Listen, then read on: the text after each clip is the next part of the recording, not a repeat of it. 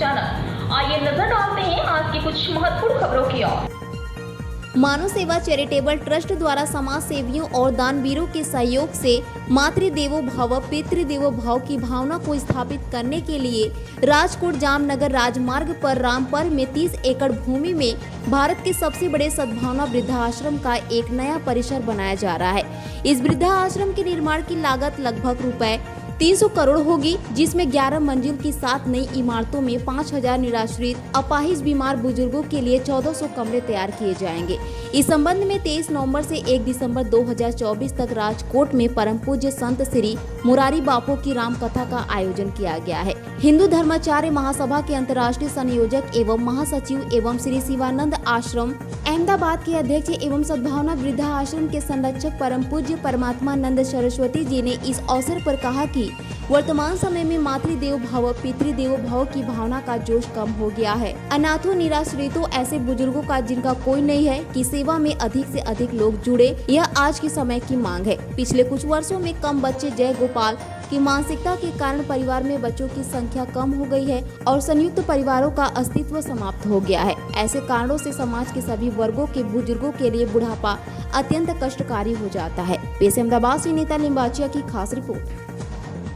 वृद्धाश्रम नव नहीं बनतु 9 वर्ष पहला अमे सद्भावना वृद्धाश्रम शुरू कर्यो तो सिंगल डिजिट संख्या थी।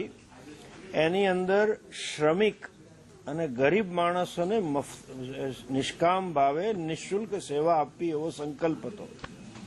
જે લોકો પથારી વચ્ચે ને અથવા નથી અને જેનું કોઈ નથી, ધીરે ધીરે સંખ્યા વધતી ગઈ અને ધીરે ધીરે અમને દાંત નહીં મળતું ગયું।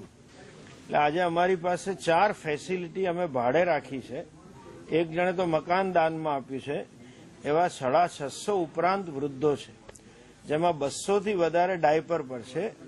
અને જે સામાજિક પરિસ્થિતિ અને સમસ્યા જોઈને અમે હવે 1-1.5 વર્ષ પહેલા જમીન લીધી 30 એકર। એનું મેં અને પૂજ્ય મોરારી બાપુએ ખાતમુહૂર્ત કર્યું। ફર્સ્ટ ફેઝનું કન્સ્ટ્રક્શન એપ્રિલમાં પૂરું થશે। એમાં અમે 5000 વૃદ્ધોને આવા રાખવાની પરિકલ્પના છે અમારી। અને અમારી પાસે જે બધા આવે છે ને બિચારા દરિદ્ર છે, જેનું કોઈ જ નથી।